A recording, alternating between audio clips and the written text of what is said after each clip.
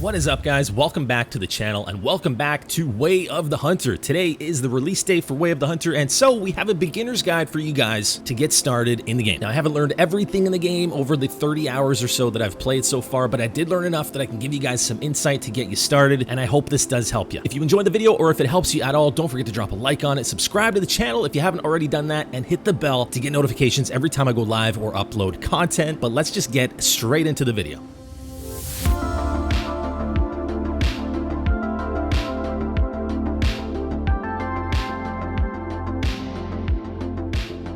All right, first things first. So this is Baradan Ranch. This is where you are going to start in Nez Perce Valley, and I'll give you guys just a little bit of a tour so that you know how all this stuff works, give you a little bit of a heads up.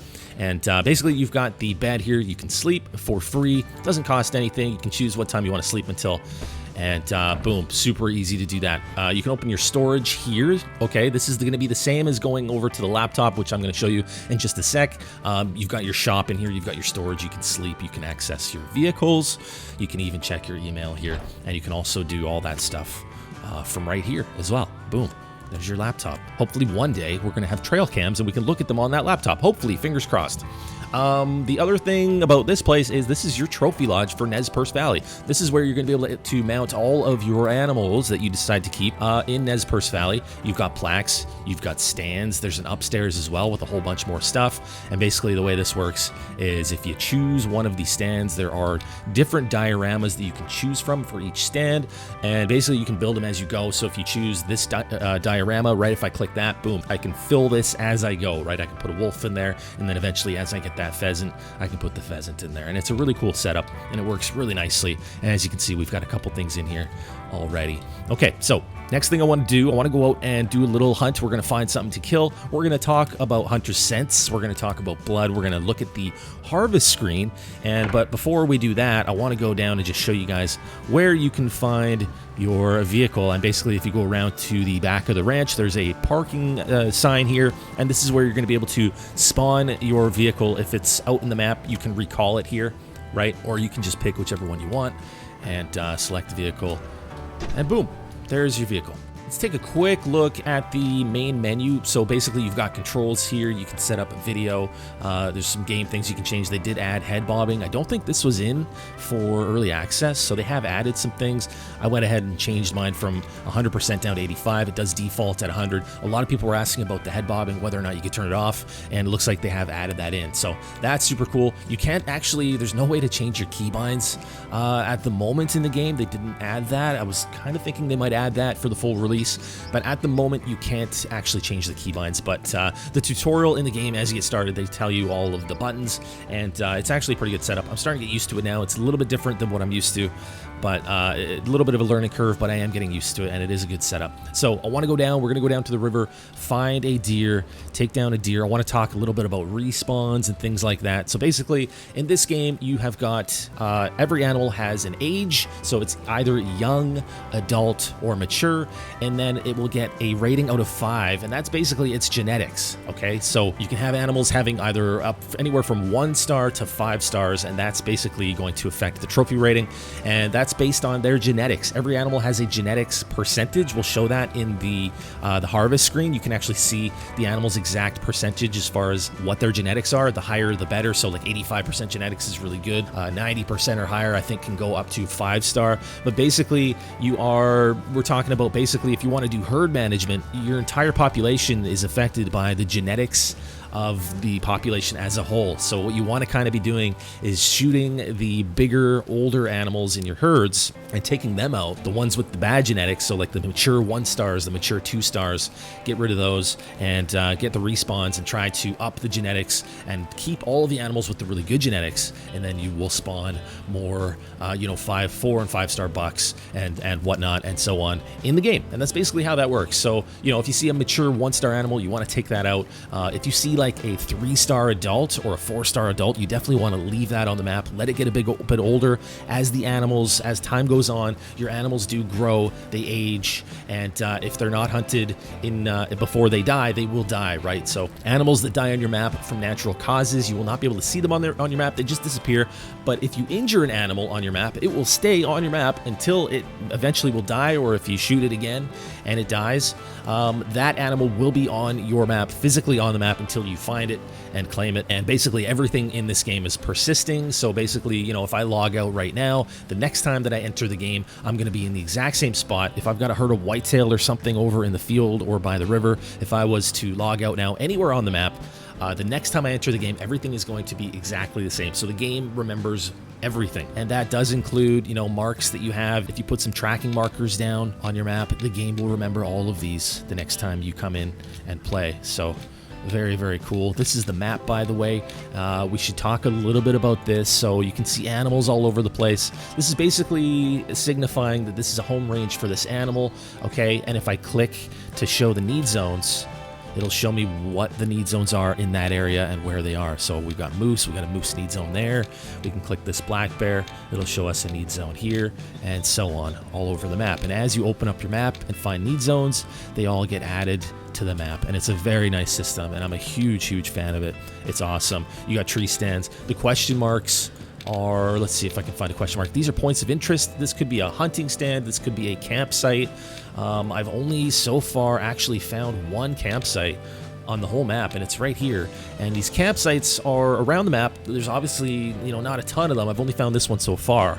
But here you can go here, you can rest, you can change the time. It's very handy to have those around the map. The vehicles, you can actually access your storage in the vehicle, right? You might be out in the middle of nowhere and you might need some more ammo, or you might need something from your storage, a different gun or a collar, and the vehicles do provide that. Okay, we've got animals over there. All right, so we need to talk about hunter scents. So you can see the screen is changing just a little bit. The screen is kind of focusing in on the center of the screen. And what that is, that's called hunter scents. You can turn that on when you're aiming down the sight of a weapon. You can turn it on when you're looking through your binoculars, or you can just turn it on when you're running around. And what this does is, with hunter scents turned on, I'll be able to see any sounds that animals are making. Like if there's animals in the trees over there making noise, I'll be able to see that on my screen, okay? I'll be able to see animal calls on the screen and get info about the animal calls. I'll be able to see tracks on the ground with this. I will be able to see need zones with the hunter scents turned on. Blood tracking, it'll make the blood kind of shine. You can track the blood a lot easier with the hunter scents turned on, and you get that spotting information, okay, with the hunter scents turned on. And I'll show you that once I get close enough to these animals. But let's see if we can find a need zone so I can show you guys what that looks like. Basically, the need zones kind of flash like a gold color. You can see one right there. When you've got that hunter scents turned on, you can see that, and you can go and get your need zone. So let's go do that real quick. Let's see what that looks like. Basically, you go up to it, analyze it, and boom, we just got a need zone for wild ducks, which is actually really strange. I had no idea the ducks could be down here. I've only seen them way up here in the wetlands. So that's kind of interesting. But basically, let's just kind of creep up on these mule deer. Oh yeah, here we go. They are mule deer. And we're going to take one down, and we're going to look at the harvest screen. As you can see on the top right, okay, that's the spotting info. You can see the trophy rating, 1 star. Okay, so that's a young male, a 1 star. So the idea really is you don't want to shoot these young males. I don't know what kind of genetics that animal is going to have, when they're young. You don't know really anything about their genetics yet. You want to let those animals grow, right? Those could be trophy bucks for all we know. But what you are looking for is you're looking for older males that have poor genetics. So, if you've got mature 1-star or 2-star animals, you definitely want to shoot that. You pretty much want to shoot any mature animal because, you don't really know how old they are. They do change a little bit as far as their physical appearance. When they're older, they will get more gray, patchy. They will start to look physically older, so you can base it on that as well. If I've got like a mature 3-star that doesn't actually look all that old yet, I will definitely let that grow into, it might become a 4 or a 5-star animal. If you've got, like I said before, like an adult 3-star, even an adult 2-star, I won't even shoot because, You never know. It might be a young adult. It might be at the beginning stages of being an adult. And it might still be big enough to be a 4-star, or maybe even a 5-star. So it doesn't look like I have any really old males in there. I've got a couple young males. For the sake of the video, we will shoot one if I can get close enough. And then we'll take a look at the blood. We'll talk a little bit about blood. And we'll take a look at the harvest screen. So we've got this young female here, kind of lagging behind. And if she stays there, I might just shoot her, just for the purpose of the video. I don't know yet if it's worth shooting the females, if there's any reason why you would do that as far as the herd management in the game is concerned. They don't have a trophy rating, really. As you can see, there's no, the out of 5 stars system. It's not up there for the females, up in the top right. Not sure if there would ever be any reason to shoot the females. As far as I know, there isn't. Zeroing, as you can see, is over on the left side. And you can change that with the up and down arrows, and you can zero all the way up to a kilometer, which is wild. Now I do have the second scope in the game. I did upgrade my scope, and with this scope, you've actually got a rangefinder, and you can see that on the top right. You can also see, based on your ammo, the energy, right, in joules, the amount of energy in joules that is coming from your ammo. Right now, we're using the 243. We'll talk about that more in the harvest screen. There is, integrity in this game. You do need to be using the proper ammo for the animal that you're hunting. Okay, I'll take any deer at this point.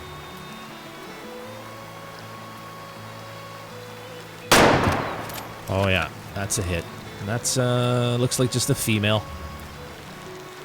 But she's hit. She's hit real good. So basically now you can see, with the hunter sense turned on, you can see all of that sound, right? And you get that sound analysis up in the top right. So that's because they're running, they're making all kinds of noise. All right, so here is the blood. This is the initial blood, and we can analyze it. We can get info on this blood, and we can tell a little bit about this as far as what organs we hit, or if we got enough blood to actually take the animal down. And this is basically perfectly what you want to see if you're trying to hit a lung. Pink blood does signify lung blood, so that's a good sign. Medium amount of blood, I feel like anything medium and up, if you've got medium or high amount, is going to take down that animal. That animal's definitely going to go down. What I've noticed is if you have a low amount of blood, that doesn't kill the animal. If the blood is red, that usually means you didn't hit any lungs. Air bubbles also signify lung blood.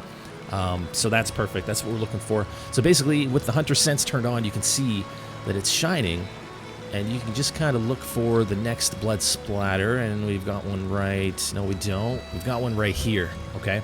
So that's the next blood, and we can analyze that as well. We can see that it's the same thing, pink, medium amount of blood, and we can go from there. And the way to track the blood is just to be patient. With hunter sense, when you're starting out, before you get the perk that allows you to see it while you're running, you do need to be standing still. So if you just go up to the blood, stand still, it does shine this gold color, okay? And you can track your animal this way.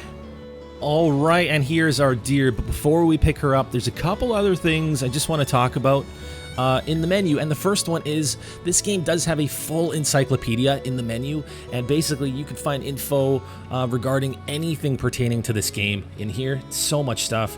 If you go to animals in here, go to the animal tab, you can get info on every single species as you find them in the game. So as you find the different species in the game, they will be added to this list, and you can see their recommended hit energy, what hunting tier they are, okay? And on every gun has the hunting tier, right? I believe they go up to tier 6. Tier 6 being the biggest animals, and then all the way down to hunting tier 1 for the smallest animals.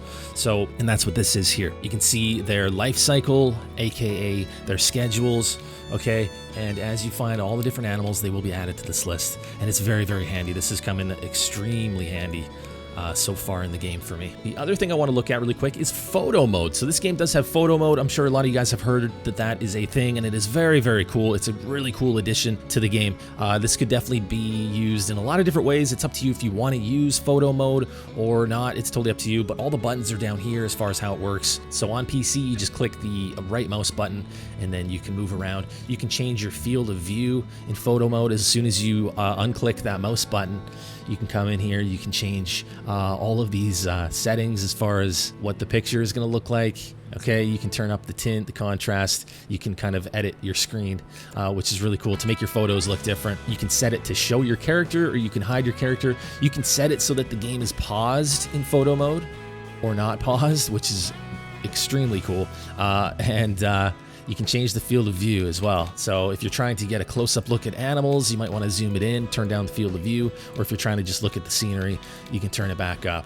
And it's very, very cool. It's been really cool to have this during early access. We've been able to see some close-ups, some really cool close-ups of the animals, and just watch them in their environments. But yeah, so let's pick up this doe that we took down and talk a little bit about the harvest screen. So here's the harvest screen. You've got the bullet cam. You can actually move this around with the right mouse button, and you can see the exact trajectory. You can see everything that you hit, and this basically on the right side here lets you know the penetration damage. So it lets you know, like, you know, how much of the lung you got depending on how full the bar is here. In this case, we got both lungs, we got a little bit of the bone, a little bit of flesh as well. And on the far right, we've got like a little bit of a graph here, and you can see where we land as far as hit energy is concerned based on, you know, we're using the 243. This is the exact amount of joules, the hit energy that comes from the 243, and this is basically showing us where we want to be for this animal. So the bigger the animal gets, the higher up this range will be, okay? And then when you're using, like, let's say a 300 or 338, this little dot on the chart is going to be higher, right? So the way they have that set up is amazing. I love it. I love the way that works. And then you can see more of a breakdown here of the hit energy. And then we've got different tabs. So we can go to overview, and we can see the animal info. So this is the genetics, okay, right here, 0%, and that's because it's a female. You can see the weight, the age. This was a mature female. You can see the kill shot info, basically what map you're on, the weather. It shows you all kinds of things in here. Hunt rating 5 stars. That's because we used the correct ammo, and we got a vital organ and all that sort of thing. Trophy rating, if you're killing a male animal, this will show up based on how many stars it had, anywhere from 1 to 5 stars. You've got your total sell price. You can decide to sell this and sell the meat and make some money, or you can choose to taxi it. And basically what this does is it will save the animal in your taxidermy list, and then back in the trophy lodge, you can pay to actually have it taxied. Your money is actually up here. I should point that out. That's your money in game.